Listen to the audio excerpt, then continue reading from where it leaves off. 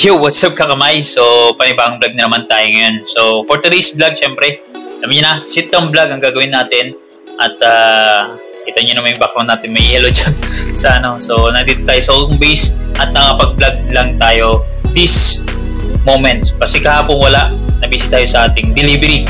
So, inuna muna natin mga aming mini-negosyo natin. Kasi yun ang mas importante mga amay. Kaysa sa lahat mga amay. Kasi, syempre, may customer tayo, kailangan i-deliver yung ano natin, pares. So anyways mga kamay, for today's vlog, mag-re-review and revenue update sa mga content creators na dito sa natin, sa community o sa Sword family. So naalala nyo pa ba yung yung Magic Bricks? So in-exclude ko po doon si Kuya Noli kasi na-picture natin last time.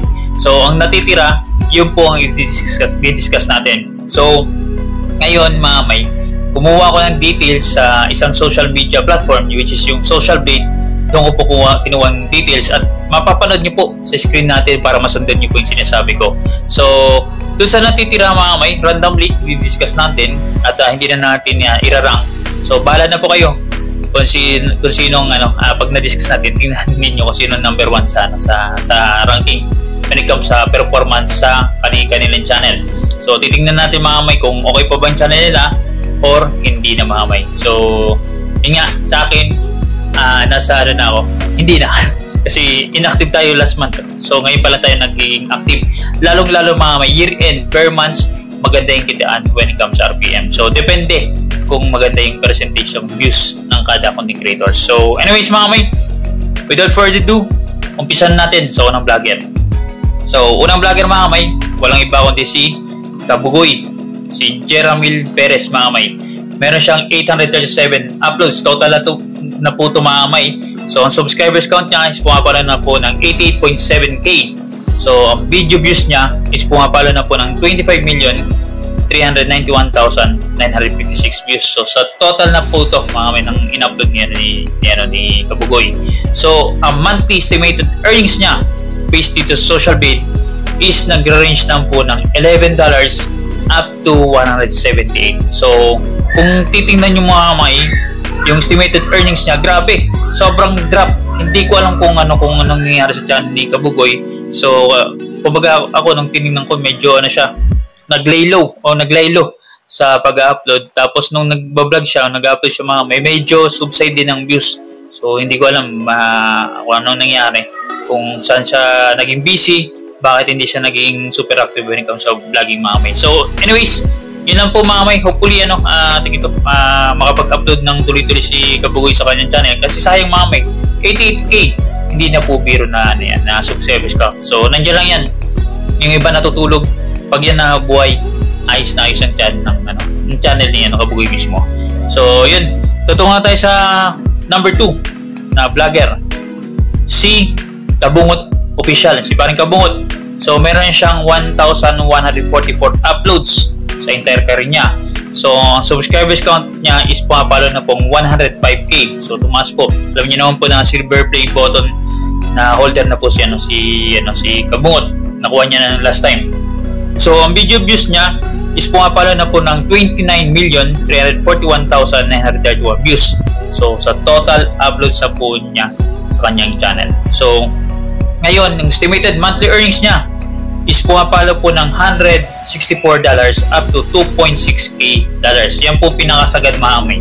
Kung lalabis man dyan, sa maximum, konti lang po yun mga kamay. Pero nasa range lang po siya ng 164 up to 2.6. So, yun po. Kung hatiin nyo, maganda po yung tinatakbo ng channel ni Kabungot. Kung titingnan nyo po yung views niya sa kanyang channel, maganda din po yung views na nakakuha niya sa kada vlog niya. So, yun po ang performance ni Kabungot for the last 30 days. So, last month po yun mga kamay. Yun, ang ganda mga kamay. At least na nasusustain. Kumbaga ako mga kamay, Kabungot, medyo nag-subside ang views niya.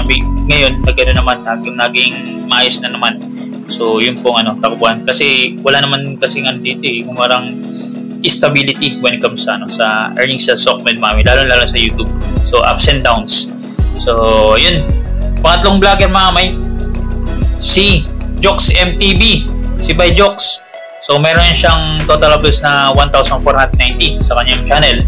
So, ang subscribers count niya is pumapalo na po ng 72.5k subscribers.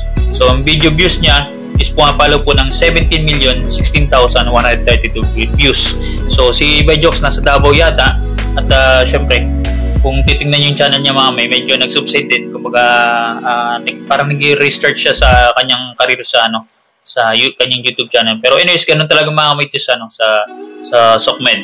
So, ngayon, mga may, pagbabasihan natin yung monthly estimated earnings niya, pumapalo lang po siya ng $37 up to $588. So, sobrang baba din mga may ng earnings na nakukuha niya ni Jokes last month. So, sasahurin niya yun this month mga may December. So, December 21 ang sahuran dito sa YouTube. So, tapos mga may, alam niyo dito sa YouTube, para makasahod ka, kailangan mo ng $100 minimum. Pag ganyan nakuha ni Jokes na $37, malamang hindi siya makasahod sa kanyang channel. Pero, nandyan lang yan sa totoo lang mga may. Lahat ng subscribers sila, nandyan lang. Kumbaga, yung iba na busy, yung iba hindi nanonood kasi walang makitang maayos sa vlog. So, pero pag may nakita niya na maayos sa vlog at hindi na busy sa mga ginagawa niya sa personal, manonood yan mga may. Nandyan lang yan. So, ngayon, pang-apat na channel mga may, si Tatay Frankie, si Franstar Channel. So, meron siyang uploads na 1,136 uploads. So, ang subscribers count niya is pumapalo na po ng 132k. So, ang laki na rin. So, ang video views niya is umabot na po ng 26,200,847 views. So, alam niyo ito, si Franstar mga may, nakita ko sa video niya o sa vlog niya na yata nagkaroon ng problema sa YouTube channel niya na demonetize yata, pero alam ko nakabalik na. Okay na po yung channel niya. So, let's see. Yung monthly estimated earnings niya for the last 30 days is pumapalo lang po ng $15 up to $247 mga may. So, grabe. Hindi na sila kumbaga sa kanila hindi na usual, kumbaga unusual. Kumbaga dati is nag-earn sila ng maayos at maganda sa kanilang channel every month. Ngayon talagang lalo na per month talagang drop mga may. So kung titingnan mo yung channel nila ito sa pinipicture natin, yung iba talagang sobrang drop mga may. So tingnan natin yung sasabi, sana makabawi sa mga upcoming na uploads nila. Kami din mga may, including me. So anyways, ito yung pang 5 vlogger mga may. Si John Igor, si Kamars. So meron siyang uploads na 1,070. So ang subscribers count niya is pumapalo po ng 92.2k subscribers. So video views niya is umabot na po ng 22,727,636 views. So ito si Kamars mga may, nagbabalik data sa pag-vlog. So kumbaga naglaylo din, tapos ngayon nagbabalik. Nakita ko sa channel niya na daily vlog. Although mababang nakakuha ng views, pero mga may, okay lang yun. Kumbaga babalik at babalik yan in due time. Basta maging active nga. So kumbaga kung hindi ka magiging active dito sa SOCMED at hindi ka mag-upload tulad ng nangyari sa mga may puro live, so most likely yung views mga may alis at aalis yan. So kumbaga maghahanap yan yung mga supporter o viewers ng ibang mapapanood dito sa community natin. So kaya suggest ko lang yan nga, kailangan talaga mag-upload, maging active kumbaga. So dadako na tayo sa estimated monthly earnings ni Kamars, si John Igor. Pumapalo lang po siya ng $8 up to $130. So parang nagbumalik si Kamars sa pagiging small YouTuber mga may. So which is dati is kumbaga well-established yung channel nito. So hopefully sa ginagawa ni Kamars mga may, John Igor sa pag-upload on a daily basis, hopefully makabalik siya sa SOCMED at umayos po yung views niya sa kanyang YouTube channel. So good luck. Ito na mga may, yung pang-anim, si Regondox may, si Katakbo, Regondox Takbo Official. So meron siyang uploads na total na 525. So ang subscribers count niya is pumapalo po ng 42.8k. So medyo malaki na rin. ang total video views niya is pumapalo na po ng 9,009,097 views. So si Ergondox mga kamay, naging active, tapos ngayon naglaylo, active, tapos ngayon nagsusundot-sundot ng vlog, at gumaganda mga kamay yung takbo ng channel ni Ergondox. So sabi ko nga sa kanya mga kamay, nung nakausap ko, kailangan niya lang maging active at ibalik niya yung pag-vlog niya, mga content na constantly malakas, kasi syempre doon siya tumatabo ng maayos sa views eh. So anyways, hopefully ma-regain ni Ergondox yung yung dati niyang lakas sa kanyang YouTube channel. So dadako na tayo sa estimated monthly earnings si Ergondox. Pumapalo po siya ng $40 up to $639. So not bad mga kamay. Kumbaga kung iti-check niyo sa previously yung mga estimated earnings, talagang sobrang drop. Ngayon medyo maganda-ganda. Sana mga kamay, nasa middle siya ng 40, 639. So parang papalo siya ng most likely $300 to $400 per month for the last 30 days. So hindi lang yan ang kaya ni Ergondox, mas kaya niya pang mapalakas siya mapataas yung kanyang earnings sa kanyang YouTube channel. So yun, next tayo mga kamay, si Jan Riot. So si Jan Riot meron na siyang total uploads na 1,138. So ang total subscribers count niya is pumapalo na po ng 111K. So ang video views niya is umaabot na po ng 33,222,720 views. So si Jan Riot mga kamay, kumbaga sa parang yung pag-upload niya sa kanyang YouTube channel talagang hindi siya consistently.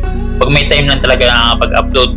So kumbaga pag ganun kasi mga kamay yung ang ginagawa ng isang content creator, malamang sa malamang hindi yan tatalubo. Kumbaga kailangan mo kasi dito sa Sokmin Mami, kailangan mo consistent ka sa pag-upload. So kung kaya mong daily kahit nasabihin natin malilit na views yan, pag sinumada mo yan, tinotal mo yan, malaki pa rin yan yung makukuha mo na earnings. So hopefully mapanood to ni Jan Riot at yung mga supported Jan Riot, para at least sayang kasi mga kamay, 100,000 na subscribers count, hindi na po siya biro. Di ba na-discuss ko na po sa inyo mga kamay na pag once ang subscribers count is nasa 30K na, kaya niya na sumahod kahit at least $100 in a month pataas. So depende sa magiging content niya mga kamay.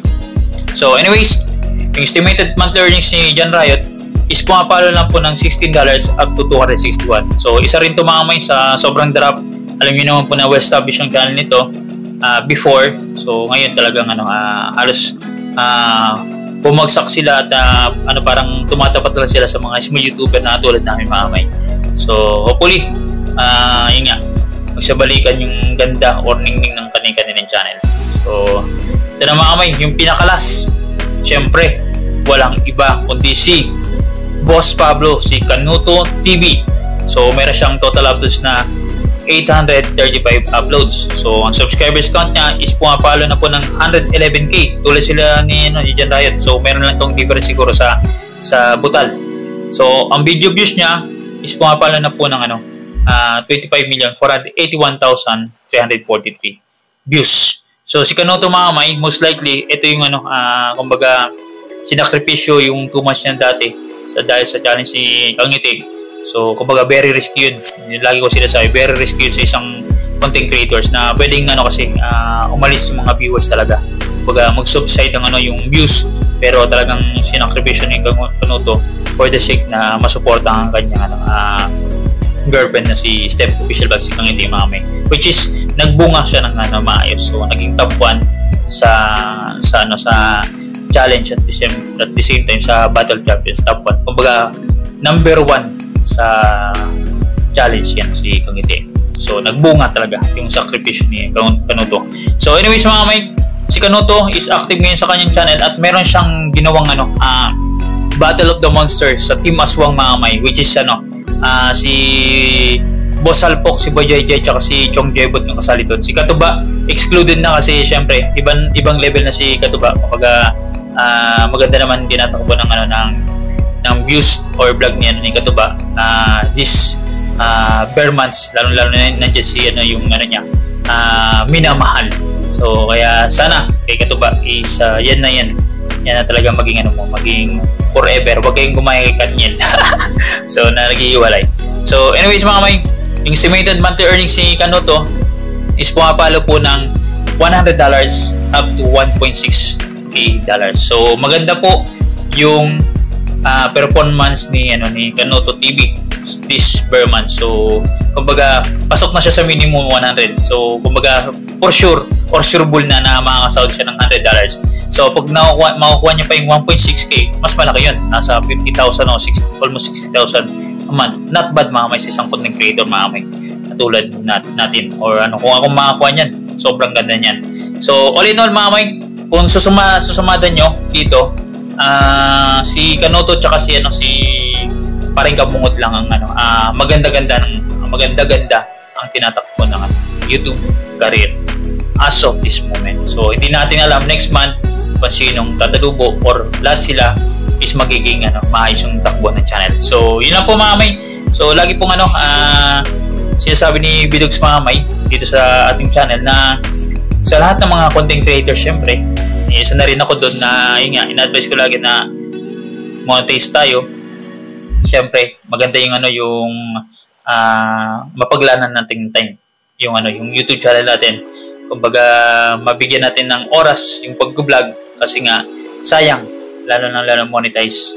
At yun nga, nandyan na yan kumbaga naumpisa na natin, ituloy-tuloy na natin mga may. So wag nating i-set aside kasi syempre may potential yan anytime soon. So hindi ibig sabihin mga may na yung nakikita nating content creators o tinitingala natin yun na din ang tatalupo sa hanggang sa dulo mga may. Malay nyo kayo o tayo mga may tumalupo instantly. Kaya may dyan may salitang luck talaga dito. Kumbaga once na makatalisod kayo ng magandang content sa inyong YouTube channel. Kaya tsaga-tsaga, isip-isip lang content para at least yun nga, baka makachamba tayo. So anyways, yun lang po mga may. Lagi pong paalala ni Bidogs na abahan nyo po yung panonood ng vlogs natin at don't skip ads sa lahat ng content creators na pinapalo nyo, kung ako man o ibang content creators, kasi alam niyo na diyan kami kikita o magkakaroon ng revenue. So paano yan mga may? See you sa next vlog po natin, mga kakamay.